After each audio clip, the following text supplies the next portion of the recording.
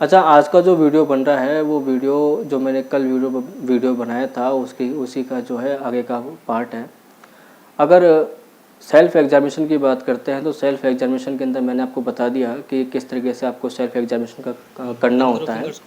उसके बाद में अगर आपको फ़ील होता है कि हाँ मेरी फिंगर फ्रैक्चर हो चुकी है और बहुत ज़्यादा मेरी जो है फिंगर काफ़ी थिक हो चुकी है, तो उस केस के अंदर आपको इमीडिएट ये चेक करना है कि मुझे कहीं खून तो नहीं आया है। ठीक है, अगर खून आया हुआ होता है तो उस केस के अंदर आपको तुरंत ऑपरेशन की ही नीड होती है, पहली बात। और अगर खून नहीं आया है पर उंगली आपकी सूज गई है तो उस केस के अंदर आपको जो है आपको मूवमेंट जो है करके देखा, आपने फील किया फ्रैक्चर है तो आपको जो है फिंगर की साइज़ की दो बड़ी आगे पीछे स्ट्रेट जो ऑब्जेक्ट होते हैं, जैसे आपका रह गया कोई लकड़ी हो गई या कोई स्टील हो गया या कुछ भी हो गया, उसको लगाने के लिए आपके पास में ये होना चाहिए कि फिंगर मेरी स्ट्रेट हो जाए पूरी। और वो फिंगर स्ट्रेट रहेगी तो उसके हिसाब से जो है मुझे जो मेरी बोन का जो अलाइनमेंट है वो प्रॉपर होगा। ठीक है, बोन जो है जो टूटा हुआ जो फ्रेगमेंट जो है वो आगे पीछे नहीं होगा। ऐसा करके आप जो है डॉक्टर के पास जाकर पहुंच सकते हैं। दूसरी बात, अगर आपका फ्रैक्चर आपको साफ दिख रहा है कि बहुत ज़्यादा अच्छा खासा फ्रैक्चर है पर खून नहीं आया है, खून बाहर की तरफ नहीं आया है, तो उस केस में भी आपको जो है ऑपरेशन ही आपको करवाना पड़ेगा। अगर आप कंजर्वेटिव जो ट्रीटमेंट होता है वो लेते हैं आप, मैं कंजर्वेटिव में ये होता है कि आपने केवल प्लास्टर लगवा लिया और प्लास्टर जब आपका हटता है तो उसमें आपको देखने को मिलता है कि बोन जुड़ी नहीं।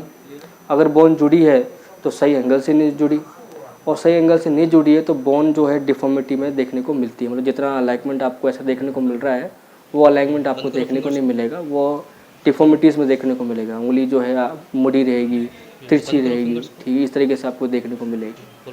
तो इमीडिएट आपको जो है उसके बाद में आपको ऑपरेशन कराना ही पड़ेगा। कॉमनली बहुत फेमस एक ऑपरेशन होता है फिंगर के लिए, के वायरिंग का। ठीक है ना, फिंगर की स्ट्रेटनिंग के लिए, फिंगर के बोन के अलाइनमेंट के लिए सिंपली एक वायर होता है, वो उसको पूरा जो है बोन तक लेके जो क्रो किया हुआ होता है, जहाँ तक का बोन टूटा होता है उस जॉइंट को क्रॉस किया हुआ होता है और उसको क्रॉस करके वो लगाया हुआ होता है। ये सबसे फेमस एक और सबसे कॉमन और सबसे ईजी जो होता है एक ऑपरेशन होता है। ये जो वायर लगा होता है ये कम से कम 4 से 6 हफ्ते तक का लगा हुआ होता है। इस 4 से 6 हफ्ते के बाद में वो वायर को निकाला जाता है। फिर से आपको एक्सरे कराना बहुत ज़्यादा इम्पोर्टेंट होता है। एक्सरे करवा के देखा आपने उस एक्सरे में आपको ये देखने को मिलेगा कि आपकी बोन जो है वो सही अलाइनमेंट में, और आपकी जो जॉइंट स्पेस है वो भी काफ़ी हद तक मेंटेन है। अब ये मेंटेन हो जाने के बाद में आपको 101% आपको जो है एक्सरसाइज की नीड होगी। तो एक्सरसाइज के लिए ऑलरेडी मैं बहुत सारे वीडियोस बना चुका हूँ। ठीक है, और नेक्स्ट वीडियो में अपन ये चेक करेंगे कि के वायर अगर आपका कोई फ्रैक्चर होता है फिंगर के अंदर तो के वायर आपका कहाँ तक होना चाहिए या कहाँ तक आपका किस जॉइंट को वो कवर करना चाहिए। धन्यवाद।